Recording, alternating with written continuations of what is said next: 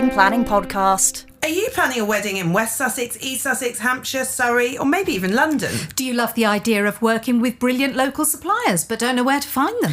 And are you trying to balance countryside, coast, city and your budget all at once? Welcome to another episode of Wildly Wed, the real wedding planning podcast. Oh, and if you like what you hear, don't forget to rate, review, share and subscribe. Whoop, whoop. So, Keshira, why is the South Coast such a great place to get married? I don't know about you, but I think there's a lot of variety. And I don't know that you get that everywhere else in the country, because I think you can go a very short distance in the South Coast and have a very different feel. Yeah, I'd agree with that. Yeah, so I think that's really interesting. You've got West Sussex and Hampshire, which is really countryside. Rural.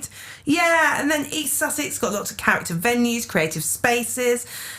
Both of those have got the beach as well, the coast. You've got Surrey, which is quite polished, but it still feels quite rural, and you're not quite London then. No, there's something quite gentle about Surrey that I like. Yeah, and then you've got London. Yeah, you're a cool urban, kid.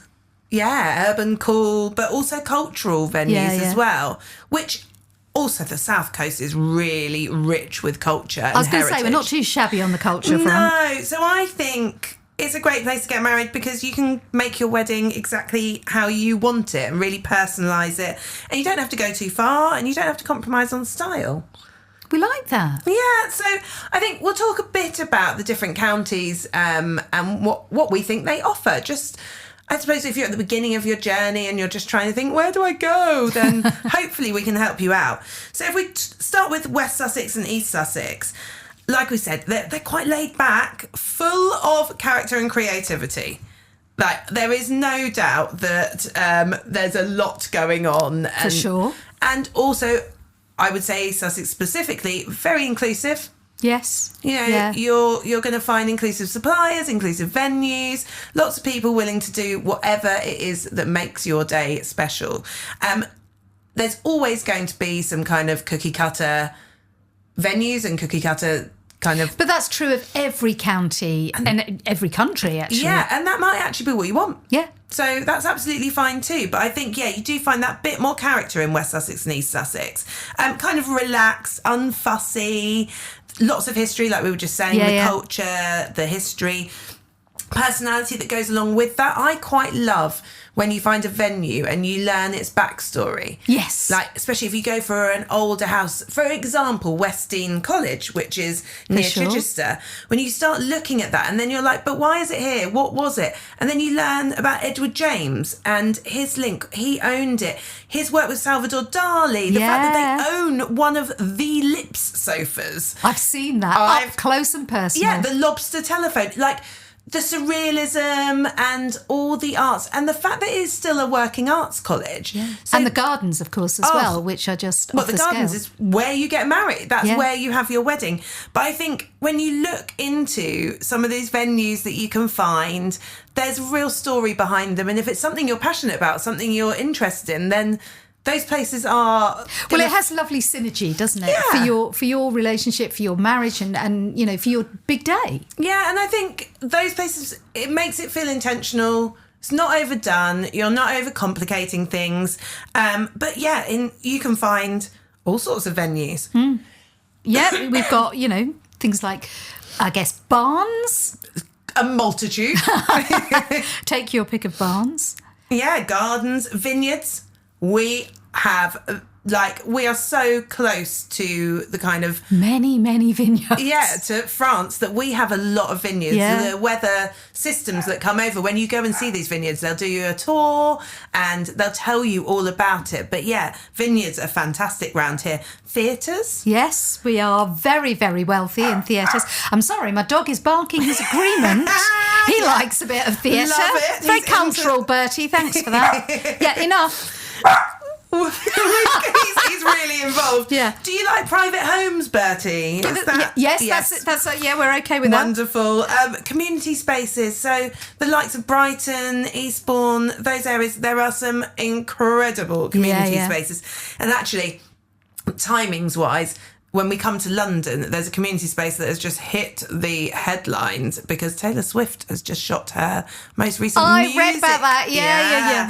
So not just West Sussex and East Sussex. But I think a bit of a tip for Sussex venues, generally some of the less cookie cutter options will give you much more flexibility.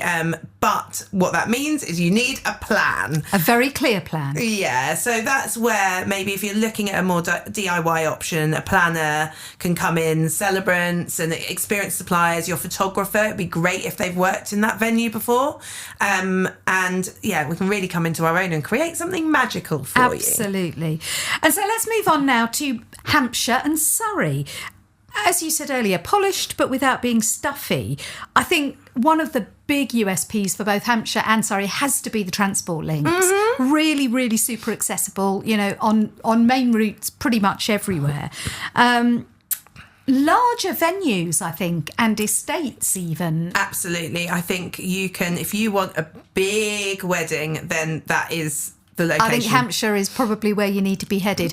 I mean, there are some stunners as well. I mean, do your research, but there ain't no shortage of lovely country piles. No, and there's some lovely staircases to be found. I love a staircase. Yeah, with like stained glass window staircases. Yeah. I've got a beautiful photo of one of my brides coming down the staircase. Stained glass windows there. She's in her dress. And I think if photography is a really important part of your wedding, then actually those kind of venues really lend themselves to some epic photography and videography for sure. Where we're saying about the transport, but also the size of the venues, a lot of them are hotels. Yes. Or a lot of them have rooms. So a lot of my couples that come from America, well, actually, mainly Americans, do choose Hampshire or Surrey because they know that they're flying in a lot of guests. There's a lot of guests. And it's practical. And really you do have to, of course you want your day to be magical and spectacular, but actually practicality has to form part of your planning because it's all very well having a gorgeous venue, but then you've got nowhere for anyone to stay and they're being bussed in from all over, and that's going to shove your budget up without any shadow of a doubt. Yeah, even just transporting them between places. And to be honest, West Sussex isn't great for that. No. We are not great for the transport, and we're not great for places with accommodation. So it totally makes sense if you want to look at that bigger option. Yeah.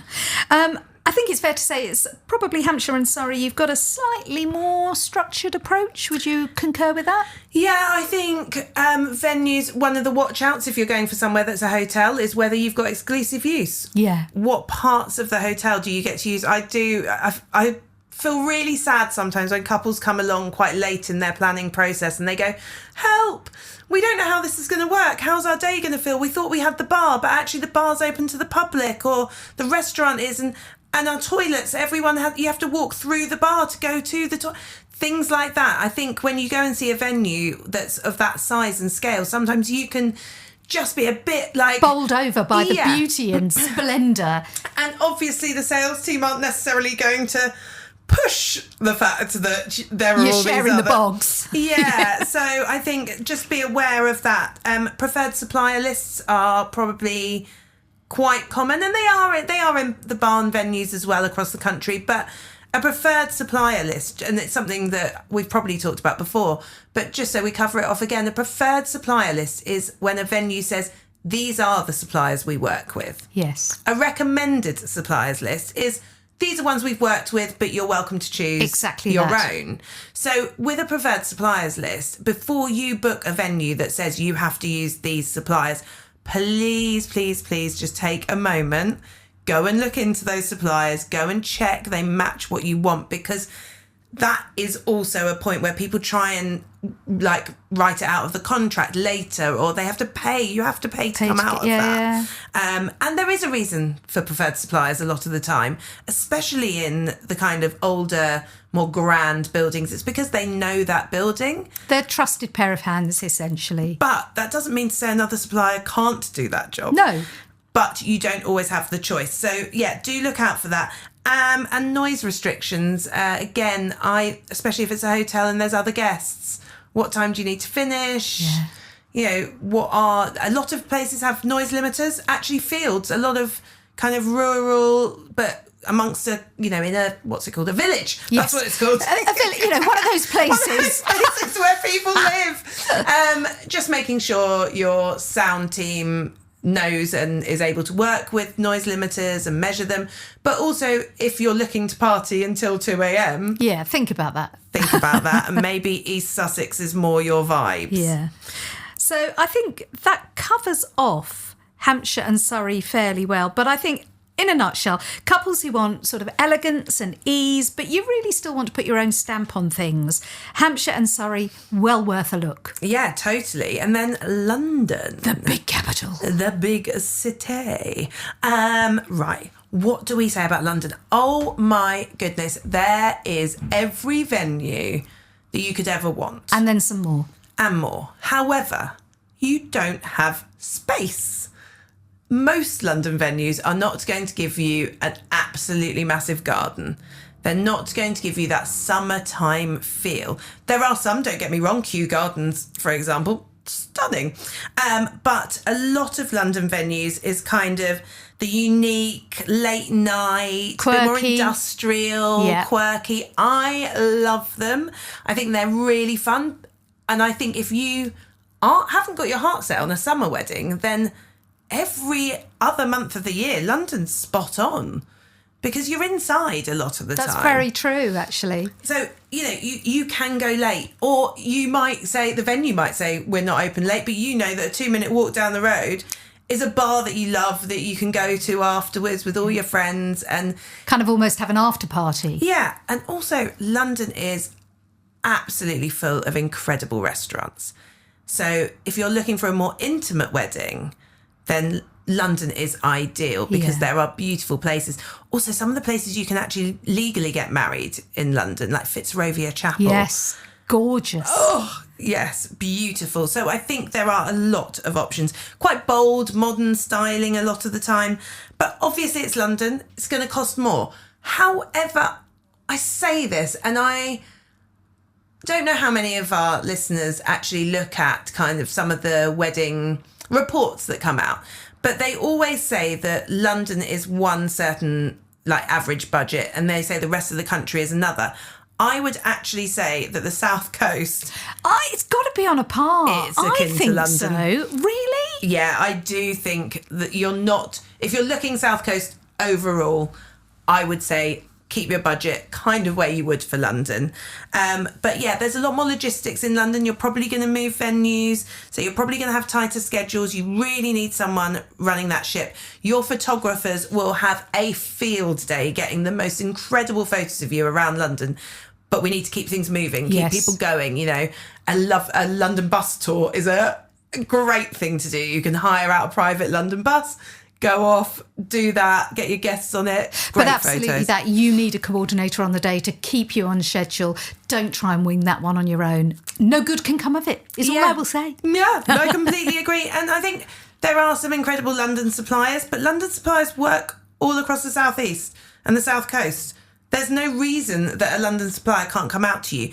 What I will say is they generally, photographers in particular, I've found, are much more expensive if they're London based. Yes. So you do always want to look around where you are first. But if there's a supplier you've been following on Instagram for years and you've had it in your head, but they're London, but you want to get married in Kent or East Sussex or Hampshire, reach out to them. Yeah, see what they can do. Yeah, so don't assume that they always are out of budget or they're always London. But yeah, London is a very fun place to get married. It certainly is. We're going to talk a little bit about local suppliers, because if you're picking your county or, the capital, why would a local supplier, what does it matter? And I think, we will always shout from the rooftops with our megaphones that working with local suppliers means that they will know your venue. They will know its quirks, its foibles, its charm. They will know it like the back of their handbags. Yeah, they really will. And they'll know each other. And that can be just worth its weight in gold, really, can't it? Yeah, and I think couples sometimes get a bit dubious about, why is that supplier recommending that one? What's the reason? Genuinely, normally, because we've worked together and we love working with each other. And we trust each other. Yeah. Critically, we know what they're... you tend to measure people's standards really by your own. And there are people that I work with because I know that they will meet those standards. Except for me, you're like, Except for you, God. obviously. I go, oh, well, we're having Keshira along for the ride. But no, in all seriousness, I think you know that somebody's work ethic, their stamina, their energy, their passion for what they do is on par with yours, and you know that the end result is going to be exactly what your couple want. You've seen the output, haven't you? So you know what they're going to do. So I think it's not a bad thing if a supplier's recommending another supplier. Absolutely not. Always going to be a good thing. And it'll be to your advantage. It will make your days smoother in the long run. Really, it will. And obviously the other great thing about using local suppliers is less travel time. So therefore it's going to cost you less. You don't have to put them up overnight necessarily. Lower carbon footprint. We like to think a bit more sustainably. Like if all your suppliers are coming from miles away, also what time are they having to get up in the morning? If you're not putting them up and you want someone to drive 4 or 5 hours and then you want them to work your entire wedding day, let's just think about their energy levels, because... Well, and also the risk of travel fails. You know, if they're coming by car, you know, is there going to be something that slows them up? Delays, roadworks, God forbid an accident. You know, it's risky. Yeah, I've got a couple at the moment that I'm working with, and they have chosen the most incredible band for their evening. However, I'm not going to name the band because the band have been very specific that they want to provide all the technical equipment, including the stage. However, they won't arrive until 2 hours before the wedding starts. And they said, we will turn up, we will set up, we'll be gone, you won't even notice. And I'm going, what if you break down? What if you know, from my point of view, buffer. I've said to this couple, I promise you, I found you a quote that is exactly the same amount of money for exactly the same thing. Please keep your band, because the band are incredible, but let the band come and play music. Let the professionals install your stage, install your lighting, and do it the day before. Yeah. Because if I was that couple, I would not be sleeping very well. No, nor would I. And I also won't be sleeping very well the night before. You're screwed, mate. Yeah. But actually, that's, it's a really valid point. Don't take the pressure off apart from anything else. So again, local really ticks a very big box on that score. And of course, you get a more personal and sort of invested experience, dare I say. I think I dare, actually, yeah. I dare you. Yeah, I'm accepting your dare. Again, it's about people knowing where they are. They know it, they understand it, they love it. Why do we all do what we do? We do it because we love doing it. So if we get to work in places we love working in, we get to work with people we love working with. That's the same for anyone going to work, isn't it? You're going to just be so excited to deliver this incredible event. We skip in. Yeah, we don't just walk in. We skip in. We really want. I think it doesn't matter actually if you're local or not local. We really want your day to go well at the end of the day. We're all invested. We are. But it's a lovely tip. And I think, kind of round that off, we're in West Sussex. I know for a fact that West Sussex is absolutely packed with creatives, with suppliers who are exceptional. And some of them are starting up. Some of them have come from other areas but have done these bits before. Some of them are super seasoned pros. But there are so many people out there without a massive ego, just doing a really good job. Good people doing great jobs. We're swimming in creatives here in West Sussex, basically. Wildly Wed, the real wedding planning podcast. So we've been talking about the West Sussex bit, and actually what we haven't mentioned is the fact that we both got married in West Sussex. We did, yeah. And we both did quite DIY little weddings. I say little, mine wasn't actually that little. Mine wasn't really. I'd definitely make it smaller next time. No, not next time. Careful. Yeah. But yeah, I loved getting married locally to where I live because I knew what I was looking for. I knew who I was looking for. And I think logistically, one of the big factors that really helped with mine was my caterers team were all local as well. So no agency staff or anything like that? No, and I do think that makes a big difference. So, yeah, well, for us, I suppose the biggest plus for me is we found a local venue, people we knew through friends of friends, and they were so supportive. We were doing things on a shoestring, and we did need to DIY a lot of it. And not only were the venue supportive of that, they actually helped us. Yeah. You know, I needed loads of daffodils, and they actually said, well, we can get those when we go, you know, to do whatever the day before. So they were super helpful. Yeah, and talking flowers, actually, we got lots of buckets of cut flowers from the farm next to the venue. Perfect. Like, you can't get any more local. Talk about farm fresh. Yeah, and I do. I'm a big advocate for it, and I had a lovely wedding. Did you have a lovely wedding? Amazing. Well, there we go. I think that's our, top tips for getting married locally, really. It's just that we both loved it. So actually, we'll go into our top tips now. Each episode, we do our top tips. Our DIY tip, kind of the same as what we've just been saying, using local knowledge. So don't just blindly go about how you're going to DIY your day. Ask your suppliers, ask people what actually works, what works in the venue, speak to the venue, what works for them. If it's a venue that's never done a wedding before, speak to your planner, ask what works generally. And it's things like, what survives being outdoors? How do you make a plan B for wet weather? Yeah. You know, what looks good in the lighting locally? How do you know what the time's going to be? And if you're on the beach, what's the best time to go and have those couple shots? And what's been done? So I think having local knowledge is priceless. And so our sustainability tip, I think that really kind of is wrapped up in everything that we've talked about, is stay regional, stay local. You really don't need to source everything from those Instagram famous suppliers miles away. Of course, if there's something that makes your heart sing and that's going to be, you know, you're budgeting for that, you're going to sacrifice elsewhere, then of course, you know, go for that. But actually, shopping local when it comes to your suppliers and your anything that you need wedding related is just a great way to keep things sustainable. Totally. And our supplier top tip.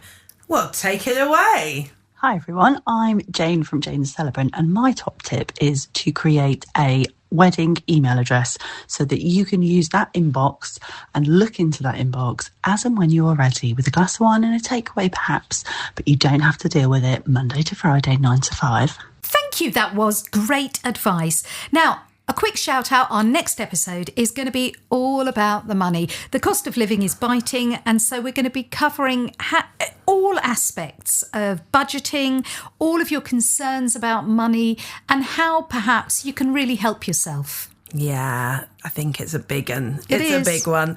And that's the end of our episode. So where you can find us, we are at Wildly Wed Pod on Instagram. You can find us on Spotify, Apple, YouTube. Please rate, review, share, subscribe.